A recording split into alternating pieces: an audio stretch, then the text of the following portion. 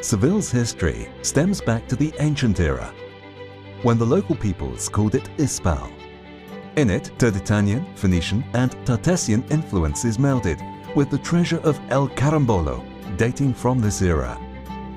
In 206 BC, Scipio the Great founded Italica in what is today Santiponce, where important Roman emperors such as Trajan and Hadrian were born.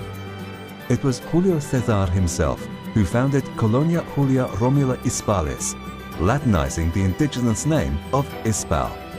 Its river, which had been called Taris by the Tartessian people and Betsy by the Phoenicians, became known as the Betis River during Roman times.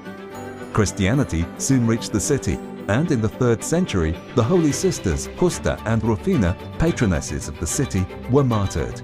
But during the 5th century, the city was successively conquered by the Vandals, the Suevi, and finally the Visigoths, who would control it until 711, when it came under Muslim rule. The name of the city was Arabized as Ispilia, and the river Betis was renamed the Guadalquivir, which means Big River, a designation still used today.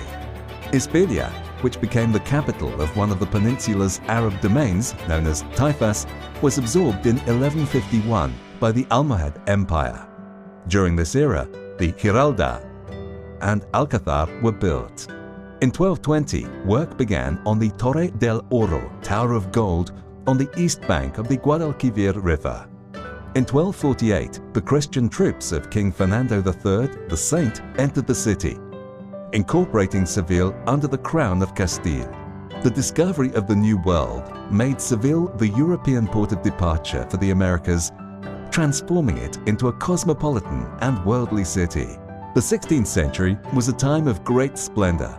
The cathedral was completed, and the Ayuntamiento, or City Hall, the Iglesia del Salvador, the Casa Pilatos Palace, and also that of Las Dueñas. Seville's golden century was characterized by the presence of literary giants such as Miguel de Cervantes and Lope de Vega. In 1649, the plague devastated the city and it fell into decline, though its Baroque paintings stand out thanks to Murillo, Zurbarán, and Valdés Leal. Gustavo Adolfo Becker was born in Seville during the Romantic era, which was followed by a revitalization of the city culminating in the 20th century. Two great events, the Ibero-American Exposition in 1929, whose most important building was the Plaza de España, and the Universal Exposition in 1992, gave the city a new urban layout and improved infrastructures, including AVE, high-speed rail access at the Santa Justa station, establishing Seville as the modern city that it is today. But Seville is also famous for the passion of its Holy Week, the tradition and merriment of its April Fair, its tapas and fried fish, and its people's panache.